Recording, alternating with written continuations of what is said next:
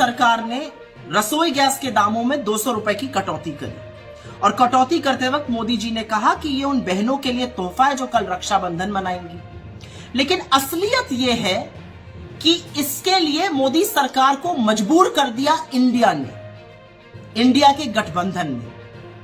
हम लगातार बेरोजगारी की, महंगाई की, आर्थिक असमानता की, महिलाओं के लिए दिक्कतों की बात करते हैं और अब इन नफरतियों को भी असल मुद्दों पर बात करनी पड़ी।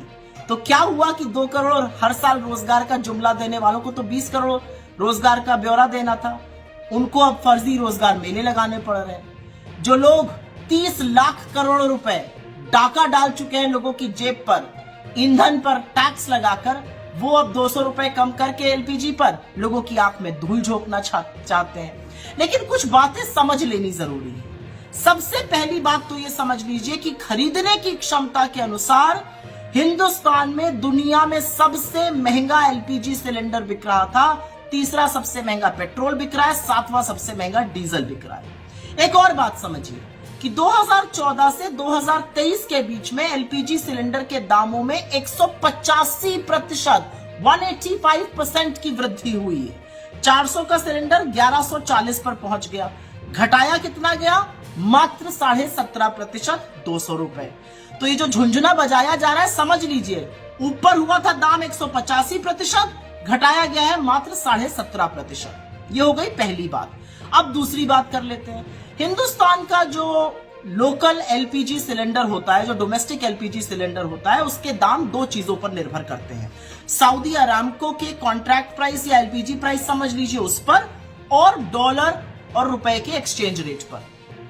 सऊदी अरामको का जो एलपीजी प्राइस था वो जनवरी 2014 में जब हमारी सरकार थी तब $1010 प्रति मेट्रिक टन था। लेकिन जनवरी 2023 में एग्जैक्टली 9 साल बाद उसका दाम $590 प्रति मेट्रिक टन हो गया, मतलब ऑलमोस्ट आधा। लेकिन दाम एलपीजी सिलेंडर का 185% ऊपर पहुंच गया था। अब दूसरी बात कर लेते हैं। अगस्त 2023 में, इस महीने में, जो सऊदी अरामको का एलपीजी प्राइस है वो $470 प्रति मेट्रिक टन है, और रुपए की पैरिटी पर यह दाम हमारे लोकल एलपीजी का और भी बहुत कम होना चाहिए था। जुलाई के महीने में सऊदी अरामको का एलपीजी दाम $400 प्रति मेट्रिक टन था और जून में यह $450 प्रति मेट्रिक टन था। तो ये सोचिए कि मोदी जी ने जून जुलाई में क्यों नहीं किया।